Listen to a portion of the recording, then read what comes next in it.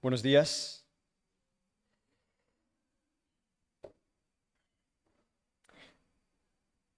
Bien, os digo que estamos delante de, creo que la última predicación de soltero, creo. La próxima, si Dios quiere, ya estaré casado. Así que es lo último de todo ya, son los últimos resquicios de lo que queda. Em, pero bueno, es un privilegio como cada mañana poder compartir la palabra de Dios con vosotros y ver también lo que el Señor ha estado desafiándome a mí a lo largo de estos días.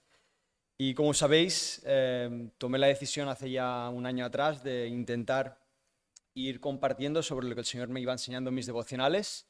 Y hemos estado viendo el Evangelio de Lucas a lo largo de este último año, en las predicaciones que han ido habiendo, hemos ido viendo este Evangelio con algunos matices, algunas pausas que hemos tenido en ese recorrido.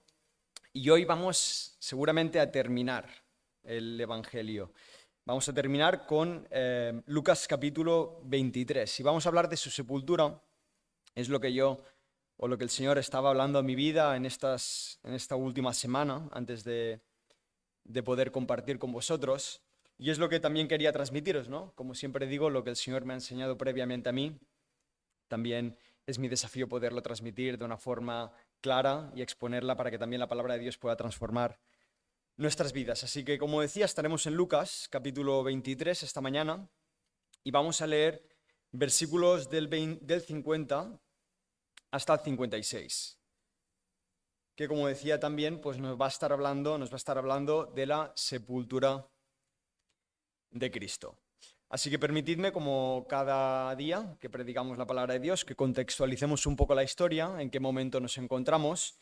Y si bien nos podemos imaginar, si ya estamos hablando de la sepultura, estamos en momentos posteriores a Cristo ya habiendo entregado su vida. El Señor ya ha pasado por la cruz, ha muerto, y en ese contexto pues vemos al Señor ya crucificado y con su vida entregada para salvación de nuestros pecados.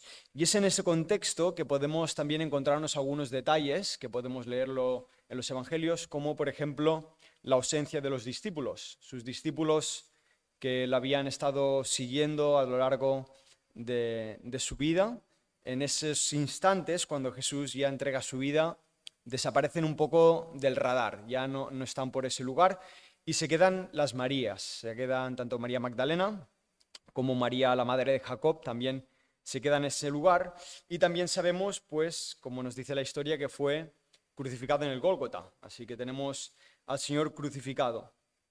Y también en momentos de confusión, para que entendamos un poco ese contexto, está todo un poco confuso.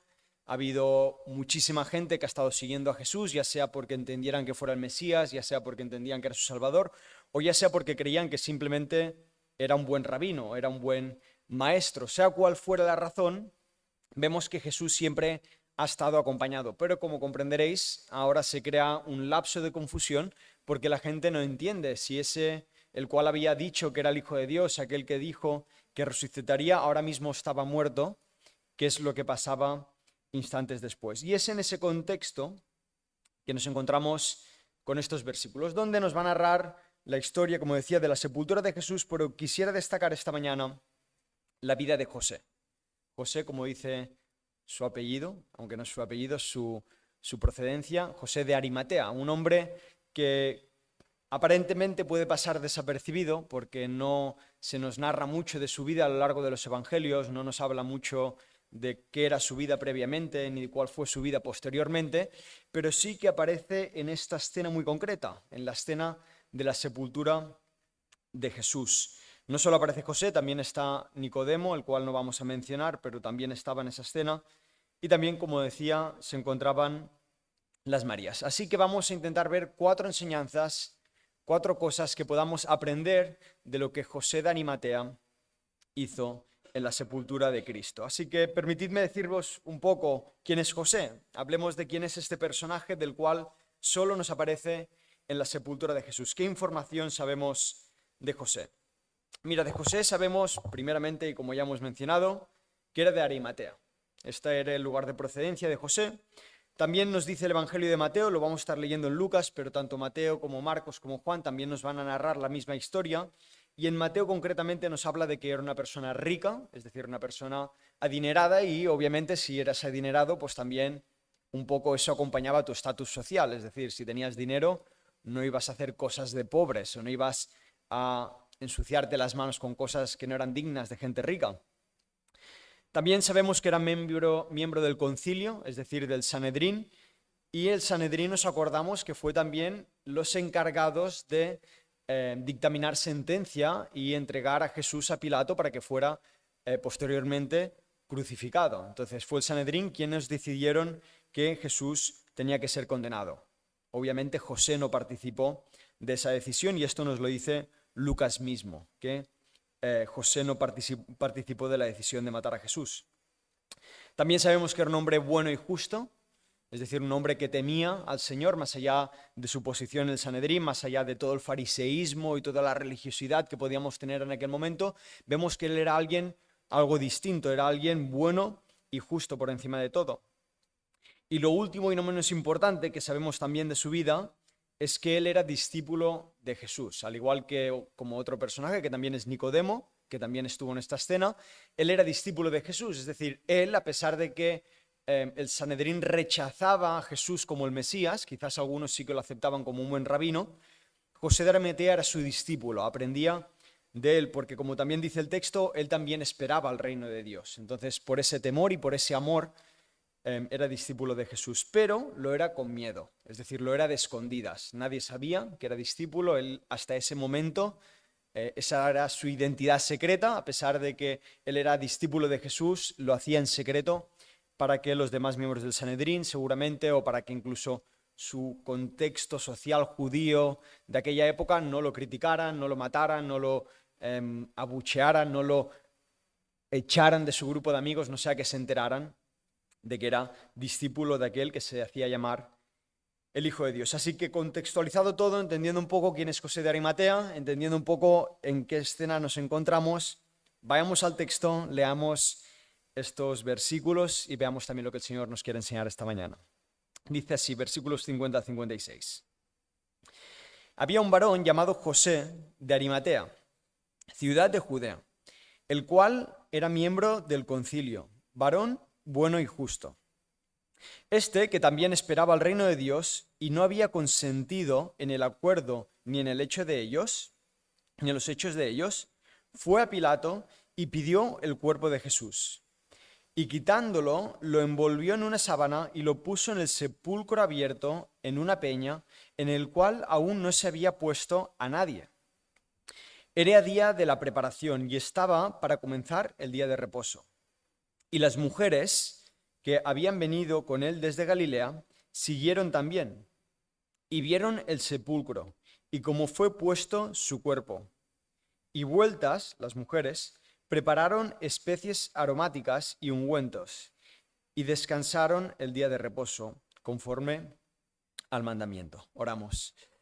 Dios y Padre, Señor, te pido esta mañana que tú puedas hablarnos, Señor, que tú puedas exhortarnos a aprender de personas como José de Arimatea, Señor, un hombre que quizás no se conoce mucho de él, pero formó parte de la historia, Señor, tú lo utilizaste y a pesar quizás de su debilidad, de su miedo, Señor, tuvo la valentía de darte una sepultura digna, Señor, de darte la sepultura que merecía el Hijo de Dios, Señor. Te pido que tú puedas salvar a nuestras vidas esta mañana y que no salgamos tal y como hemos entrado, Señor, sino que podamos salir algo diferente, Señor, que podamos salir transformados. Bendice, Señor, tu palabra, en el nombre de Jesús. Amén, Señor. Amén. Pues bien, como decía, vamos a intentar estar viendo a lo largo de esta mañana 4 enseñanzas que nos dejó José, que nos dejó estos hechos en la sepultura de Jesús. Y lo primero que quiero que veamos, pequeño paréntesis, título de la predicación, para quien tome apuntes, un amor que te mueve. Ese es el título de la predicación, un amor que te mueve. Y el primer punto que veremos es que José fue determinante. Lo primero que quiero destacar esta mañana es que José fue determinante, y es que Jesús acababa de entregar su vida. Jesús había estado en la cruz del Calvario, había entregado su vida para salvación de los que le aman, y en ese contexto todo se silencia, nadie entiende lo que está pasando. Y a pesar de que quizás el miedo podía convencer a José de no hacer nada, como había hecho hasta ese momento, mantenerse en secreto, José tuvo la determinación de ir a buscar el cuerpo de Jesús. Y como decía en el título de esta predicación, un amor que te mueve, José fue movido por amor a darle una sepultura de Jesús. José era consciente de lo que Jesús había implicado en su vida, y a pesar de que quizás José no lo había comprendido todo, como ni tan solo los discípulos aún lo habían comprendido, José seguramente había tenido una relación íntima con Jesús, la cual le había permitido enamorarse de aquel que había transformado su vida. José tuvo miedo a lo largo de su vida de reunirse con Jesús, por qué iban a decir los otros. Pero a la hora de la verdad, cuando nadie se atrevió a hacer nada, él no se arrugó y tuvo la determinación de ir a buscar el cuerpo de Jesús. A pesar de que seguramente esto le costaría su posición en el Sanedrín. A pesar de que esto seguramente le iba a tomar como consecuencia perder amistades. A pesar de que seguramente tomar el cuerpo de Jesús y mostrar públicamente que él amaba a ese hombre iba a hacerle perder su reputación como miembro de una clase alta en el Sanedrín. Esto me llevaba a pensar que qué más da si para honrar y amar a Dios me van a tachar de rarito, quizás me van a hacer perder amistades, quizás no voy a encajar en el lugar social en el que me encuentro.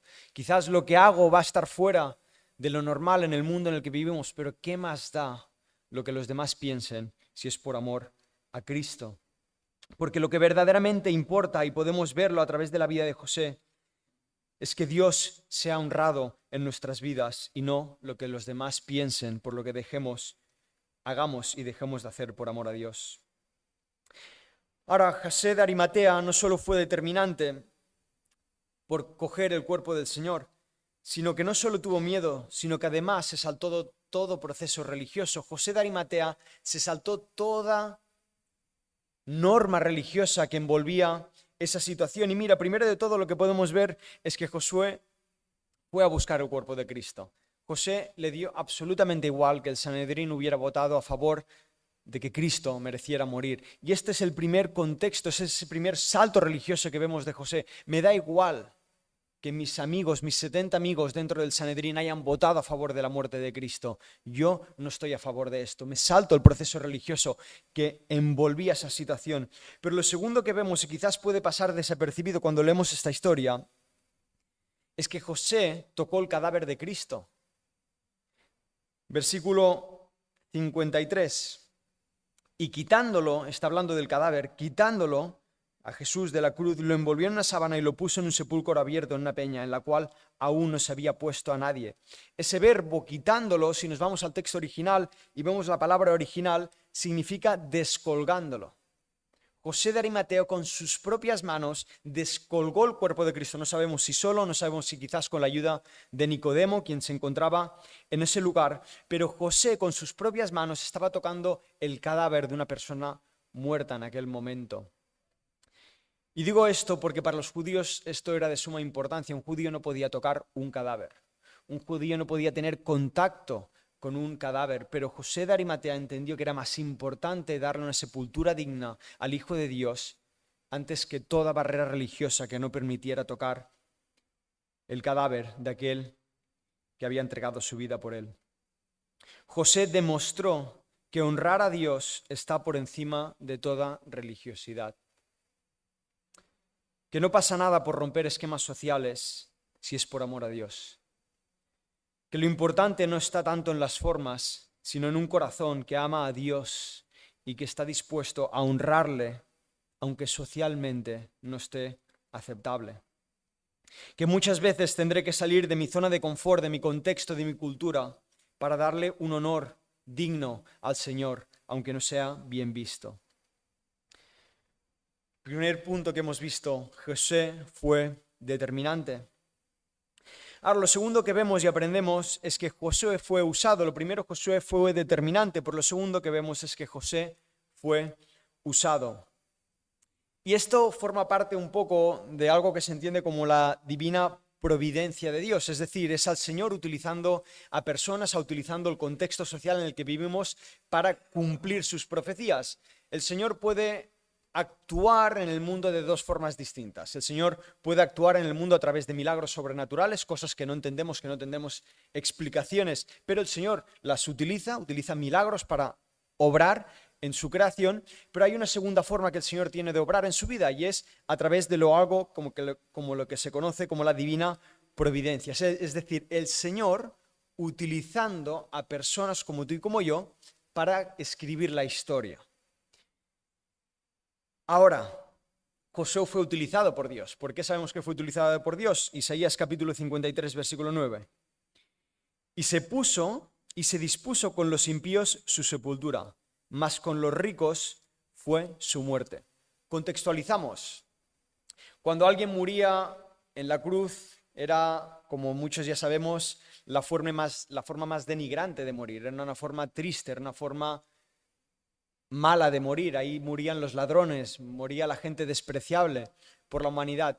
Y como esas personas no merecían una sepultura digna, lo que se hacía con esos cuerpos era tirarlos en una fosa comuna. Es decir, habían fosas comunas donde todas las personas que no merecían una sepultura digna, y sobre todo eran aquellos que estaban en una cruz clavados, pues para no perder tiempo y para no gastar dinero ni sepulcros resplandecientes, se les tiraban en fosas comunas, como dice aquí Isaías capítulo 53, y se dispuso con los impíos su sepultura.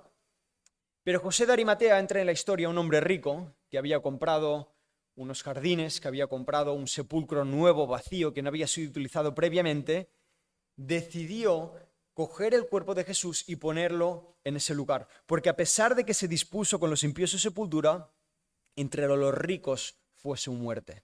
José de Arimatea fue utilizado. Ahora abro un paréntesis aquí, muy interesante.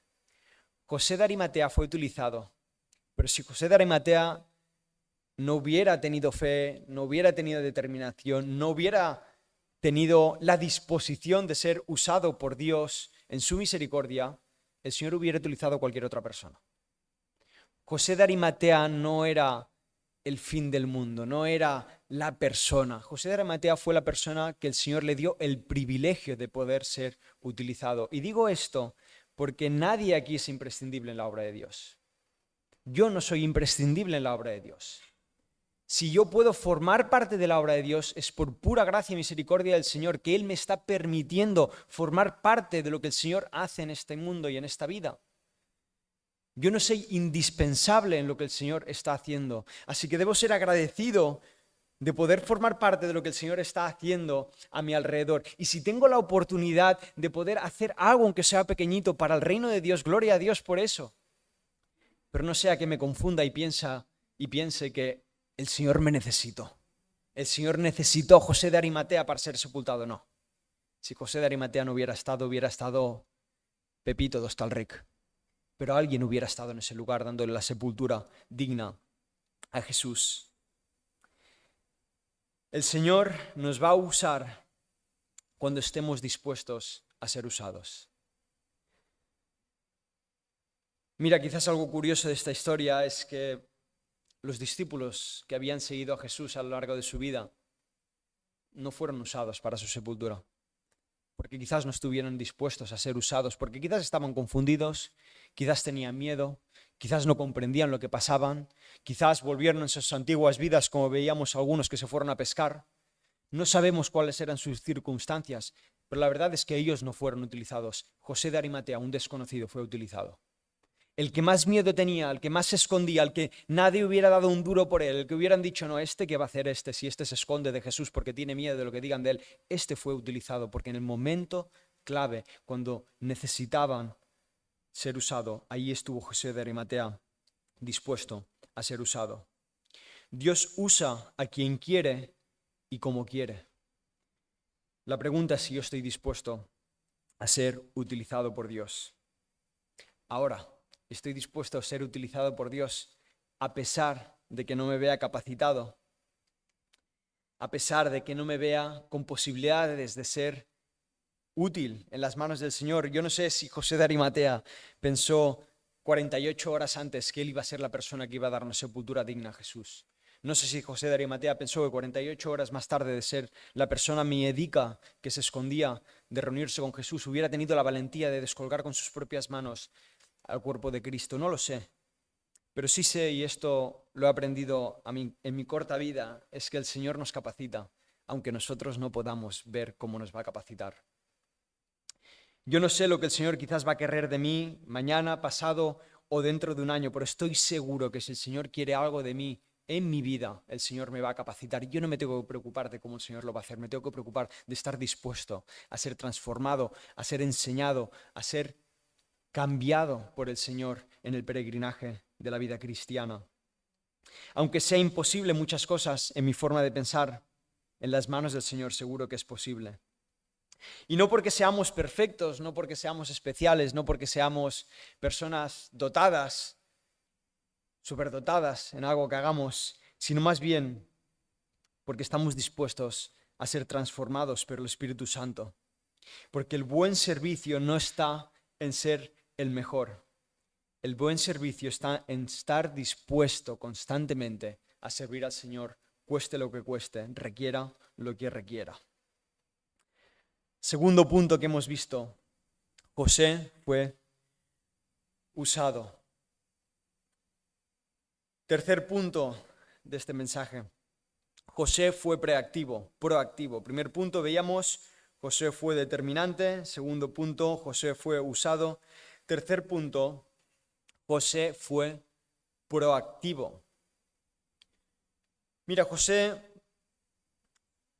no esperó a que Jesús resucitara para subirse al carro de la moda de los que amaban a aquel que había resucitado. Que José no esperó a ver a Cristo ya en vida para decir, a este sigo. Al que tiene poder sobre la muerte, a este sigo. No, José fue proactivo en ir a buscar al cuerpo de Cristo cuando nada invitaba a hacerlo. Tuvo esa proactividad. Y digo esto porque hoy cuando leemos la historia de José, la leemos y nos parece precioso lo que hizo José. Decimos, ¡guau! Ojalá yo hubiera tenido esa valentía que tuvo José.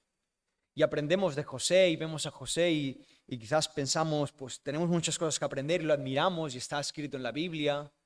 Quizás hoy lo contextualizamos a nuestra época y pensamos en muchos misioneros que hablamos de sus vidas y decimos, ¡guau! ¡Qué vidas! Cómo han entregado su vida por el amor al Evangelio, cómo lo han dejado todo atrás por seguir lo que el Señor tenía para sus vidas. Y miramos las vidas de grandes misioneros o miramos la vida, como decía, de José y admiramos lo que ellos han hecho.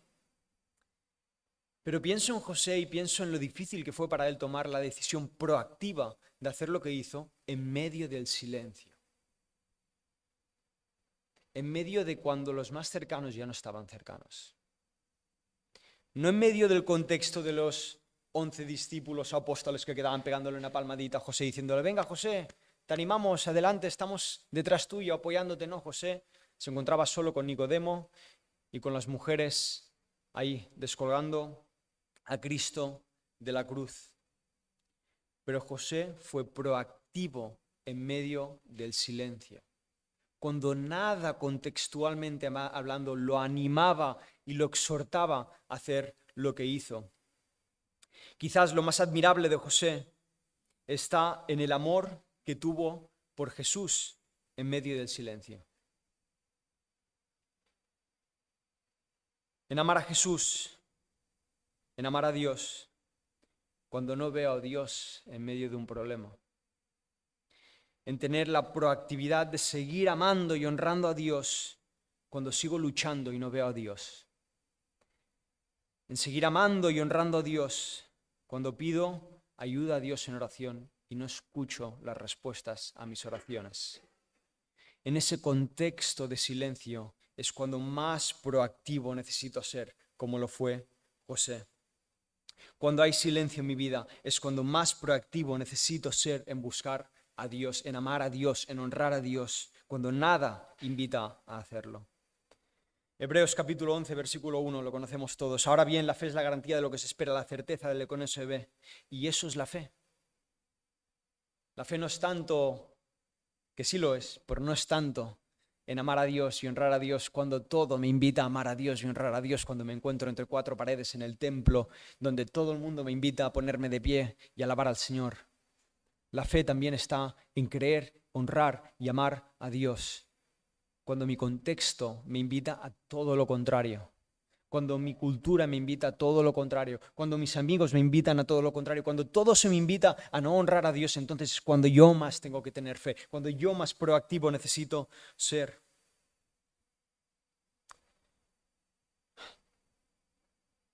Qué pena ver en contraste a los apóstoles. Ahí estaba José proactivo, descolgando el cuerpo de Cristo con Nicodemo. ¿Y los apóstoles dónde estaban? Desaparecidos. Los que más cerca pasaron tiempo con el Señor no estaban en ese lugar. Digo esto porque cuando leía estos versículos también pensaba y compartía. ¿Cuánta gente conocemos que se ha alejado de los caminos del Señor cuando hubo silencio? ¿Cuánta gente puede venir en nuestras mentes al pensar que en los desafíos de su vida no han sabido mantenerse firmes en la fe?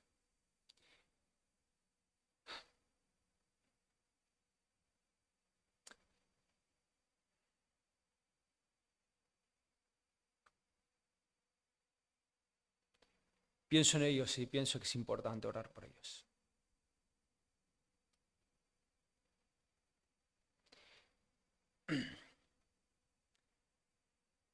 Mira, el Señor derramó misericordia con los apóstoles. Los apóstoles no estaban en esa escena. Los apóstoles desaparecieron. Quizás tuvieron miedo, quizás tuvieron dudas. Pero el Señor en su misericordia los utilizó. Y leemos en los libros de historia que fueron mártires por la fe. El Señor los utilizó para la iglesia primitiva. El Señor utilizó a Pedro, al que lo rechazó 3 veces antes de que cantara el gallo. Que el Señor derramó misericordia en los discípulos que no estuvieron en esa escena. Oremos por aquellos que se han apartado. Oremos por aquellos que no han mantenido su fe. No los juzguemos, no los matemos, no los rechacemos, no los apartemos, oremos por ellos. Porque su fe ha decaído, pero el Señor en su misericordia los puede volver a levantar. Oremos por ellos. Merece la pena tenerlos en cuenta, no criticarlos, no vale la pena. Porque hoy yo no sé lo que voy a hacer, no sé si mañana voy a caer. Y ojalá que si caigo estéis vosotros para levantarme y no para hundirme más. Que Dios pueda darle fe a aquellos que la han perdido. Que Dios pueda dar misericordia y gracia, al igual que la dio a aquellos discípulos que no tuvieron la proactividad y la fe que quizás tuvo José de Arimatea en el Hijo de Dios. Y terminamos con el último punto. Repaso los 3 puntos vistos. José fue determinante, José fue usado, José fue proactivo y por último José fue bendecido. José fue bendecido. Y mira, tenemos que ser sinceros para entender la bendición de José. José seguramente no entendió perfectamente lo que pasó ese día. José estuvo en la escena. José dio una sepultura digna a Jesús. José se ensució las manos tocando algo impuro que religiosamente en aquella época estaba mal visto. José lo dejó todo por amor a aquel que seguramente le había transformado la vida y le había enseñado cosas que nunca había podido ver. Pero si somos 100% sinceros y estudiamos en profundidad estas escrituras, seguramente José no había entendido lo que había pasado aún. Si José verdaderamente hubiera entendido que Jesús iba a resucitar al tercer día, José no hubiera gastado tanto dinero o tanto esfuerzo en sepultar a Jesús. Total, si va a resucitar al tercer día, ¿para qué gastarme dinero y esfuerzos en aquel que va a resucitar, que tiene poder para resucitar? El hecho de que José gastara tanto tiempo y tanto dinero, también Nicodemo gastó, nos dice, 100 monedas para pagar los ungüentos y todo lo que utilizaron para esa sepultura. Eso nos demuestra que José no comprendía exactamente lo que iba a suceder. José estaba siendo utilizado por Dios sin saberlo. Pero aunque seguramente la finalidad de la sepultura de Jesús por parte de José no era 100% acertada, no era 100% enfocada en lo que tenía que ser, su corazón sí que era el correcto. Era un corazón que amaba al Señor. Aunque no era perfecto, aunque no era ideal lo que estaba haciendo, el corazón de José era un corazón que amaba a Cristo. Y ese amor por Cristo, le permitió a José saber posteriormente, unos días después, que había hecho lo correcto. Versículo 51, quizás ha pasado desapercibido, nos decía esto: José, que también esperaba el reino de Dios. José también deseaba ver un Cristo resucitado. También José deseaba un Mesías. También José deseaba un Salvador con todo su corazón, porque esperaba el reino de Dios, esperaba la venida del Mesías. Y José fue bendecido al conocer de la resurrección de Cristo. José estuvo dispuesto a perderlo todo por quien le había cambiado la vida. Porque la mayor bendición de José en su vida no fue el Sanedrín, no fue su dinero, no fue su familia, no fue su reputación, no fue todos los éxitos y logros que había conocido o había conseguido a lo largo de su vida. La mayor bendición de José fue ver la victoria de Cristo sobre la muerte. Fue saber que aquel a quien le había dado sepultura, aquel con el que se había reunido en secreto, había vencido a la muerte. A pesar de haberlo perdido todo, José ganó lo más valioso, ganó la vida eterna. La victoria de José fue Cristo resucitado. Ni su dinero, ni su fama, ni su posición. Fue Cristo la mayor bendición que tuvo José en ese día, en ese tiempo. Y pensaba en qué alivio es pensar que nada o todo lo que hacemos para Dios no es en vano. Que todo lo que tú hoy quizás estás haciendo, que quizás no entiendes por qué lo haces, que quizás no lo haces de la mejor forma, que quizás te equivocas, pero qué bueno es pensar que todo lo que hacemos por amor a Dios, sea grande, sea pequeño, sea perfecto, sea imperfecto, sean las palabras correctas, sean incorrectas, lo diga fuerte o lo diga flojo, da igual. Nada de lo que yo haga por amor a Cristo es en vano, como nos demuestra la historia de José. Mira, quizás yo esté dispuesto a servir al Señor. Quizás veamos los frutos de lo que yo haga, o quizás no. ¿Por qué más da? Porque no es en vano. Quizás seamos reconocidos por lo que hacemos en el servicio del Señor, o quizás no. ¿Por qué más da? Quizás la gente se acordará de nosotros por lo que hicimos por amor a Dios, o quizás no. ¿Pero qué más da? ¿Qué más da? Porque nada de lo que hacemos es en vano si lo hacemos por amor al Señor y con el deseo de honrar su nombre. Mira, de José no sabemos nada ni antes ni después de esta historia. José es desconocido en absoluto. Pero José apareció aquí, hizo lo que tenía que hacer y no fue en vano. No pienses que nada de lo que estás haciendo por amor a Cristo es inútil. Nada de lo que hagamos por amor al Señor es en vano. Alégrate, alégrate. Seas conocido o desconocido, sea grande o pequeño, alégrate de poder formar parte de la obra del Señor. Concluyo. Ojalá la vida de José no sea de ejemplo de alguien que por amor a Cristo estuvo dispuesto a hacer lo que fuera necesario. Que la vida de este hombre nos demuestre que amar al Señor está por encima de todas las por encima de todas las cosas. Que tengo que estar dispuesto a hacer lo que sea necesario por amor al Señor. Que nosotros, al igual que José, podamos honrar a Dios por encima de todo. Aunque el silencio nos dé miedo. Aunque perdamos lo que más queremos. Aunque nos quedemos solos. Aunque seamos raritos.